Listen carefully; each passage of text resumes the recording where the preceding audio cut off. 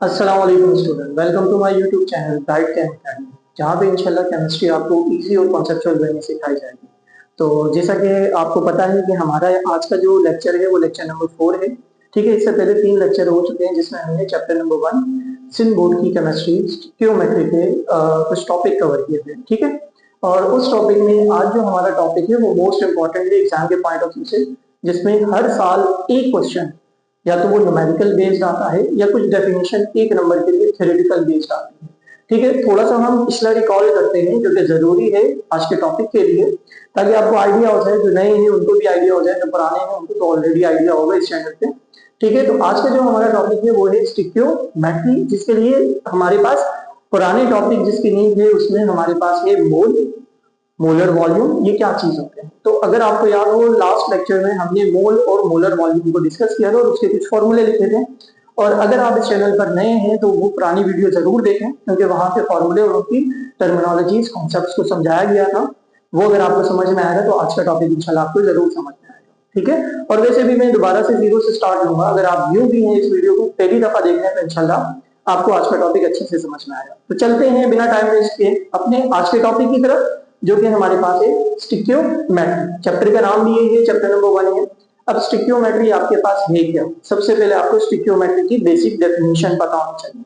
देखिए, स्टिक्योमेट्री हमारे पास एक कह सकते हो ब्रांच ऑफ केमिस्ट्री भी कह सकते हो इसे, आप इसे क्वांटिटेटिव एनालिसिस भी कह सकते हो। ठीक है, या आप इसे टर्मिनोलॉजी में भी रख सकते हो। अब हमारे पास स्टिक्योमेट्री में होता क्या है कि डेली बेसिस वाला काम है। फॉर एग्जाम्पल, एक एग्जाम्पल से इस चीज को समझते हैं। हम गए सब्जी वाले के पास, हमने वहां से सब्जी खरीदनी है। फॉर एग्जाम्पल आलू लेने हैं, पोटैटो खरीदने हैं। ठीक है, तो हम क्या कहते हैं, हमें 1 किलोग्राम यानी 1 केजी आलू दे दो, यानी 1 किलोग्राम मैंने यानी 1 किलो आलू खरीदने हैं। अब वो जो आलू वाला है वो क्या करता है, वो आपने देखा होगा अभी जो हमारे पास इलेक्ट्रिक बैलेंस आ गए हैं। अगर थोड़ा सा आप चले जाएं एडवांस डोर से पीछे की तरफ 2015 2014 2016 की तरफ, उस टाइम हमारे पास जो एडवांस बैलेंस थे यानी जो वेट बैलेंस था वो एडवांस वाला नहीं था, इलेक्ट्रिक नहीं था।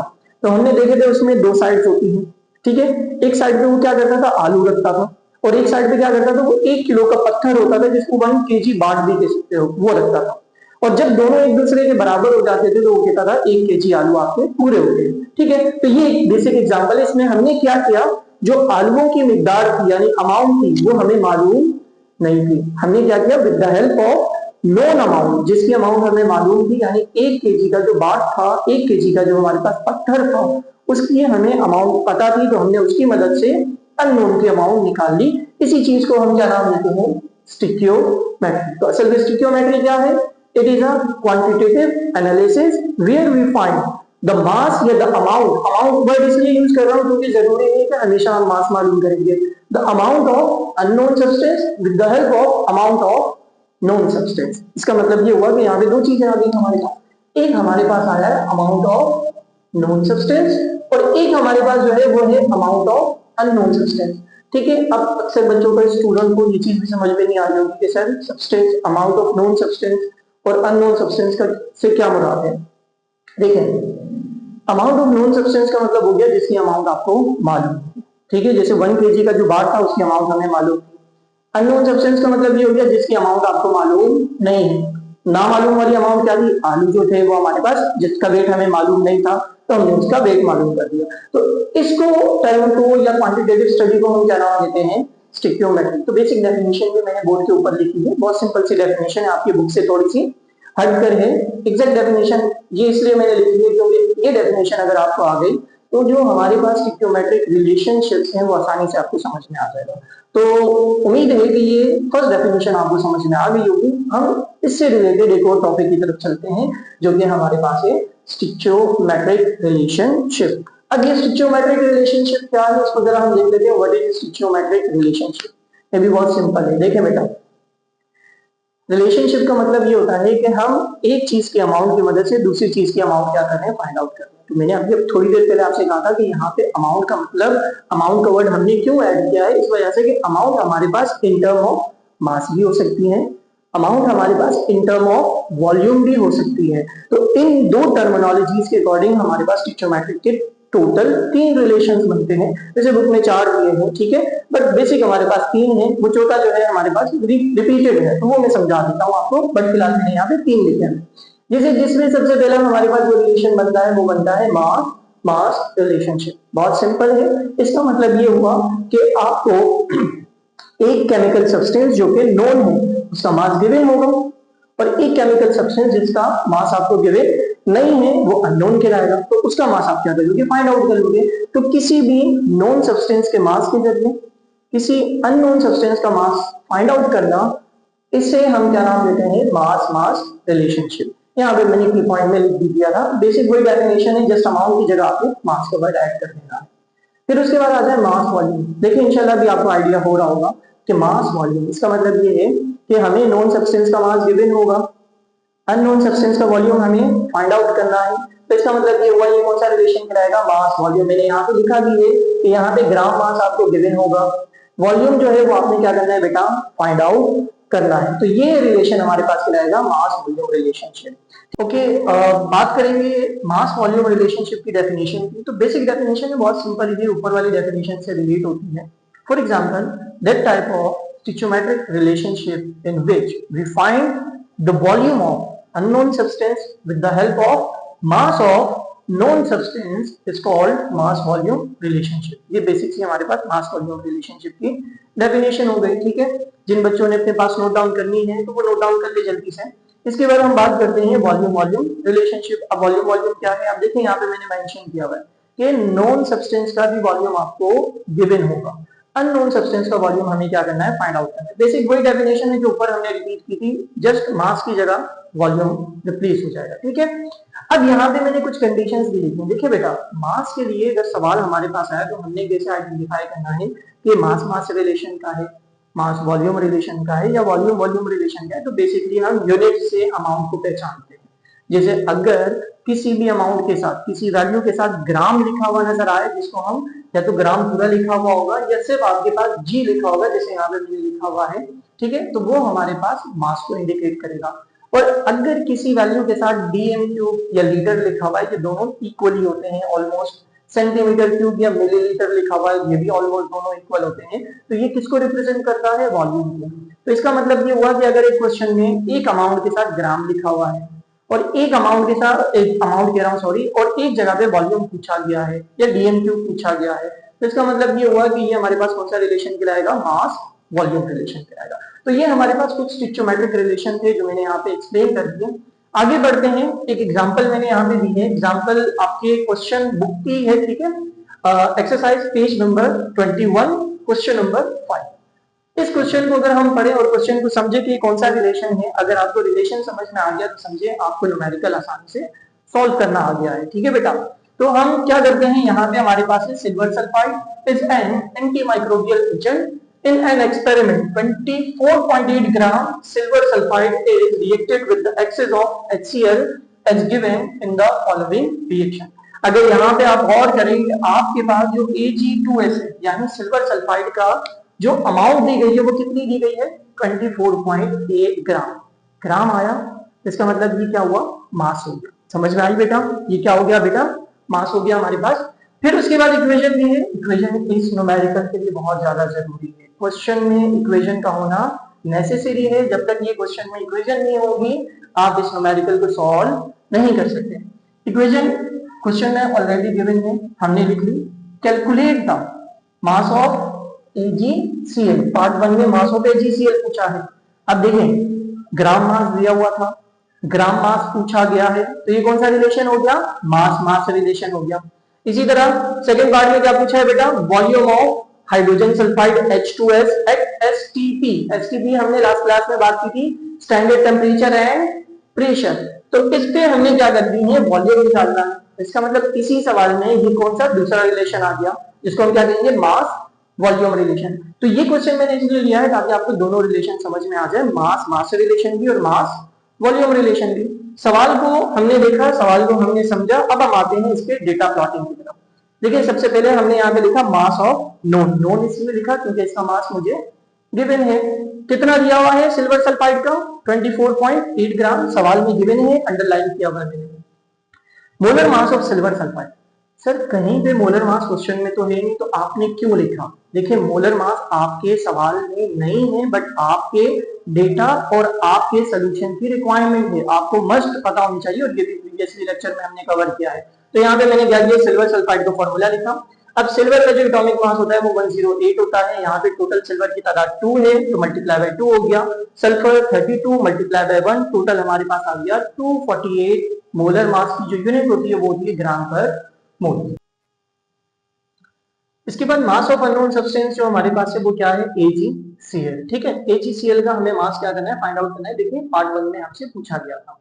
इसके बाद हमारे पास क्या है, मोलर मास ऑफ AgCl, ये हमने मालूम करना है। फिर सवाल आता है सर नोन का तो चलो हमने मालूम कर दिया, अननोन की क्या रिक्वायरमेंट है? वजह ये है जब आप मोल का फॉर्मूला लगाएंगे तो मोल का फॉर्मूला क्या होता है, मास ओवर मोलर मास, यानी मोलर मास आपने फाइंड आउट करना होता है। तो इसलिए हम क्या करेंगे, मोलर मास ऑफ AgCl निकालेंगे। अब Ag यानी सिल्वर का मॉलिक्यूलर मोलर मास होता है, atomic mass 108 gram multiply by 1, क्योंकि सिल्वर 1 है। क्लोरीन 35.5 ग्राम का होता है, क्योंकि मल्टीप्लाई बाय 1। तो इनको जब हम सिंपलीफाई करते हैं तो इसका आंसर आता है 143.5 ग्राम पर मोल। मोलर मास ऑफ AgCl भी हमने निकाल दिया। सेकंड पार्ट में हमसे पूछा गया है volume of H2S at STP, ये हमसे पूछा गया है, तो हमने इसको एज इट इज लिख दिया। सर क्या H2S का भी मोलर मास निकालेंगे? हरगिज नहीं, वजह आगे हम समझते हैं। ठीक है, तो हमारे पास इक्वेशन में, जैसे मैंने कहा था इक्वेशन का होना जरूरी है सवाल में, तो हमें इक्वेशन को पुट करना पड़ेगा। तो मैंने सवाल से एज इट इज इक्वेशन को डेटा में क्या कर दिया, मेंशन कर दिया, क्योंकि नेसेसरी है। वजह ये है कि आगे यूटिलाइज होगा। अब हम न्यूमेरिकल की सॉल्यूशन पे आते हैं, तो न्यूमेरिकल का जो सॉल्यूशन होता है वो 3 स्टेप पर कंसिस्ट करता है। स्टेप नंबर 1, ठीक है, हेडिंग दी है मैंने। Step number 1, moles of known substance. अब नोन आपका 1 है, 2 है, 3 है या 10 है? ऐसे तो 10 नहीं होंगे ना 3 होंगे, यूजुअली या तो 1 होंगे या 2 होंगे। अगर तो मोल आपके पास 1 है या 2, जितने भी है, आपने नोन सब्सटेंस के मोल्स क्या करने हैं बेटा, फाइंड आउट करने हैं। ठीक है, इस स्टेप में। फिर बताओ हमारे पास नोन कितने हैं, 1 है, तो इसलिए हम क्या करेंगे, स्टेप 1 में नॉन सब्सटेंस के मोल्स निकालेंगे, यानी सिल्वर सल्फाइड के हम मोल्स निकालेंगे। मोल का फॉर्मूला क्या था, प्रीवियस लेक्चर, जिनको नहीं आ रहा समझ में वो प्रीवियसली लेक्चर लास्ट देखें। N इक्वल टू M और कैपिटल M। स्मॉल m मास को इंडिकेट करता है, कैपिटल M मोलर मास को इंडिकेट करता है। मास हमें दिया हुआ था 24.8 ग्राम, पुट कर दिया। मोलर मास हमने फाइंड आउट किया, उसको भी पुट किया, डिवाइड किया, आंसर आया 0.1 मोल ऑफ सिल्वर सल्फाइड। ये हमारे पास मोल्स आ गए नॉन सब्सटेंस में। एक नोन था, इसलिए मोल भी हमें एक निकाला। नेक्स्ट पे चलते हैं। नेक्स्ट जो हमारे पास है वो कहलाता है स्टेप नंबर 2, वो कहलाता है हमारा मोल रेशियो। मोल रेशियो हमेशा दो चीजों के दरमियान लगेगा, एक नोन होगा और दूसरा अननोन होगा। अब अगर आप क्वेश्चन में देखें, नोन तो हमारे पास 1 है, नोन हमारे पास कितने हैं, 1, लेकिन अननोन कितने हैं बेटा, 2। एक हमारे पास सिल्वर क्लोराइड है और दूसरा हमारे पास हाइड्रोजन सल्फाइड है। तो यहाँ पे हम क्या करेंगे, स्टेप 2 को 2 दफा सॉल्व करेंगे, पार्ट 1 के लिए भी और पार्ट 2 के लिए भी। मैंने यहाँ हेडिंग दे दी known and unknown. Then known हमारे पास सिल्वर सल्फाइड था, अननोन हमारे पास AgCl यानी सिल्वर क्लोराइड। अब आपने करना क्या है, आप जब मोल रेशियो लिखेंगे तो मोल रेशियो में सबसे पहले इक्वेशन के मोल लिखेंगे। मैंने कहा था ना इस सवाल में इक्वेशन की नीड होती है, तो वो इक्वेशन यहाँ लिखी जाएगी। अब इक्वेशन के मोल, अक्सर बच्चों को ये चीज समझ नहीं आती, इक्वेशन में मोल्स कहाँ पर होते हैं। देखो बेटा, यहाँ पे जो नंबर लिखा होता है ये वाले, ये कहलाते हैं आपके पास इक्वेशन के मोल्स। और अगर किसी जगह पे ये नंबर मेंशन ना हो तो फिर क्या करें, तो वहां पे अगर कहीं पे ये नंबर मेंशन नहीं है, कुछ भी नंबर मेंशन नहीं है, सिर्फ मॉलिक्यूल है, तो इसका मतलब वहां पे 1 कंसीडर किया जाएगा। जैसे यहाँ सिल्वर सल्फाइड के साथ कुछ नहीं लिखा हुआ, तो इसको हम क्या कंसीडर करेंगे, 1। तो मैंने यहाँ पे सिल्वर सल्फाइड के अकॉर्डिंग टू इक्वेशन कितने मोल मेंशन किए, 1 किए। फिर हमने क्या करना है, इसकी मदद से सिल्वर क्लोराइड के मोल्स को मोल रेशियो में लिखना है, तो वो हमारे पास कितने आ गए बेटा, 2 आ गए। ठीक है, अब हमने सिल्वर सल्फाइड के मोल यहाँ पे Ag2S के मोल निकाले थे, फाइंड मोल 0.1 मोल, तो यहाँ पे आ गए। ये अननोन है, इसका मतलब इसके मोल्स हमें मालूम करने हैं, तो इसको मैंने x सपोज किया, क्रॉस मल्टीप्लाई करेंगे, x1 सा x आ जाएगा। ठीक है, 0.1 मल्टीप्लाई बाय 2 जब होगा तो आंसर आ जाएगा 0.2 moles of silver chloride. Mention लाजमी क्या करें, इजी देता है, चेकर के लिए भी आपके लिए भी आगे के जो स्टेप होते हैं वो इजी देते हैं। फिर स्टेप नंबर 2, उम्मीद है स्टेप 1 समझ में आएगा, तो स्टेप 2 बहुत सिंपल है। अब देखें, नोन तो सेम रहेगा, लेकिन अननोन क्या हो जाएगा, चेंज हो जाएगा। अननोन हमारे पास क्या हो जाएगा, H2S सिल्वर हाइड्रोजन सल्फाइड। अब सिल्वर सल्फाइड के मोल कितने हैं ये आप लोगों ने खुद देखने हैं, ठीक है बेटा, देखें जरा सिल्वर सल्फाइड के मोल कितने थे इक्वेशन में, 1, क्योंकि कुछ भी नहीं लिखा था। हाइड्रोजन सल्फाइड के कितने होंगे इक्वेशन में देखें, वहां तो मैंने लिखा है लेकिन इक्वेशन में आप देखें, अगर कुछ नहीं लिखा हुआ तो इसका मतलब क्या है, 1 है तो 1 यहां भी लिख दिया। सिल्वर सल्फाइड के मोल हमने यहां से ये वाले जो फाइंड आउट किए थे वो यहां पे मेंशन कर दिए, x अगेन इसके लिए क्योंकि ये मालूम करना है, क्रॉस मल्टीप्लाई किया x1 का x 0.1 मल्टीप्लाई बाय 1 आंसर क्या आ जाएगा 0.1, ये किसके मोल आ गए हाइड्रोजन सल्फाइड। स्टेप 2 भी हो गया कंप्लीट। अब हम आएंगे स्टेप नंबर 3 पर। स्टेप 3 हमारे पास क्या कहलाता है, amount of unknown substance. Again मैंने यहाँ पे अमाउंट की हेडिंग दी है, वजह क्योंकि amount in term of mass भी हो सकता है, amount in term of volume भी हो सकता है, और यहाँ पे दोनों कंडीशन अप्लाई हो रही है। तो हम सबसे पहले मास निकालेंगे, किसका, मास ऑफ AgCl का जो अननोन है हमारे पास। मास निकालने के लिए मोल का फॉर्मूला लगाएंगे, मोल का फॉर्मूला क्या है, N equal to M over capital. अब की बार देखें हमें ये चाहिए, ये हमें नहीं चाहिए। मोल्स की वैल्यू हम कौन सी लिखेंगे, जो हमने मोल रेशियो से निकाली है, किसकी, सिल्वर क्लोराइड की। तो सिल्वर क्लोराइड की देखें मोल ये आए 0.2, यहाँ पे पुट कर दिए 0.2।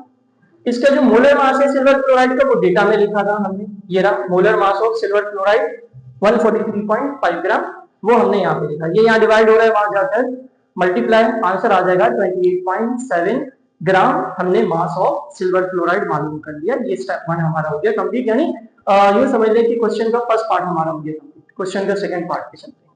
सेकंड पार्ट में हमने निकालना है वॉल्यूम, किसका, हाइड्रोजन सल्फाइड का। अब वॉल्यूम के लिए अगेन मोलर वॉल्यूम का फॉर्मूला लगेगा। अगर आपको याद हो लेक्चर नंबर हमारा 3 जिसमें हमने मोलर वॉल्यूम फाइंड आउट किया था, तो मोलर वॉल्यूम में हमने फॉर्मूला लगाया मोलर वॉल्यूम का, N equal to volume of gas की जगह मैंने लिख दिया हाइड्रोजन सल्फाइड और 22.41। अगेन ये कांस्टेंट है, और हमने ये वैल्यू क्यों लिखी है, यहाँ पे जो STP का वर्ड यूज किया था, स्टैंडर्ड टेम्परेचर और प्रेशर पर हमारे पास किसी भी ऑक्युपाइड गैस का 1 मोल अगर हम लेते हैं तो उसका जो वॉल्यूम आता है ऑक्युपाइड वो आता है 22.41। तो इसलिए यहाँ पे मोलर मास नहीं आएगा, यहाँ पे क्या आएगा 22.41। ये हमारे पास एक कांस्टेंट फॉर्मूले में वैल्यू है। मोल की जगह हमने क्या किया, हाइड्रोजन सल्फाइड के जो मोल रेशियो से हमने मोल निकाले थे वो पुट किया, 22.41 एज इट इज है, यहाँ डिवाइड हो रहा है, वहां जाकर मल्टीप्लाई, आंसर क्या आ जाएगा 2.24 dm क्यूब। dm क्यूब क्यों लगा, क्योंकि हमारे पास ये क्या है बेटा, वॉल्यूम है। और जब STB की बात होगी तो सेंटीमीटर क्यूब नहीं लगाओगे, मिलीलीटर भी नहीं लगाओगे, क्या लगाना है, डेसीमीटर क्यूब, क्योंकि कांस्टेंट वैल्यूज हमारे पास चलती हैं, स्टैंडर्ड जो है कंडीशंस चलती है। तो डेसीमीटर क्यूब हमारे पास क्या आ गया, इसका वॉल्यूम आ गया। तो ये हमारे पास आज के हमारा टॉपिक था जो कि मोस्ट इंपॉर्टेंट है न्यूमेरिकल, और हर साल इन टॉपिक में से एक न्यूमेरिकल लाजमी आता है। ठीक है, उम्मीद करता हूँ कि ये टॉपिक आपको समझ में आया होगा। ठीक है, अगर किसी ने स्क्रीनशॉट लेना है तो जल्दी से स्क्रीनशॉट ले लें। ठीक है, ये आज का हमारा टॉपिक था स्टिक्चोमेट्रिक कैलकुलेशन का, जिसमें हमने एक न्यूमेरिकल किया क्वेश्चन नंबर 5। यहाँ पे हमने दो कॉन्सेप्ट्स को कवर किया, मास मास रिलेशन को भी और मास वॉल्यूम रिलेशन को भी। उम्मीद करता हूँ आज का लेक्चर आपको अच्छा लगा होगा। ठीक है, तो इंशाल्लाह हम नेक्स्ट वीडियो में नेक्स्ट लेक्चर के साथ मिलते हैं, तब तक के लिए अल्लाह हाफिज।